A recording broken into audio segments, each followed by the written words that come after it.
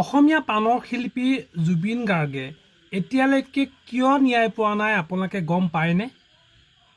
নিশ্চয় নাপায়।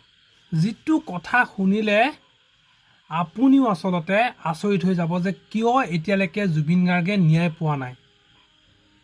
অসমৰ 100% মানুহৰ ভিতৰত প্ৰায়খিনিয়ে ছ'চিয়েল মিডিয়াত ফালি থাকে যে জাষ্টিছ ফৰ জুবিন গাৰ্গক অতি সোনকালে ন্যায় দিয়ক। কিন্তু আপুনি এটা কথা জানি আচৰিত হ'ব যে সেই 100%ৰ ভিতৰত প্ৰায় 80% মানুহে আচলতে জুবিন গাৰ্গে ন্যায় পোৱাটো নিবিচাৰে।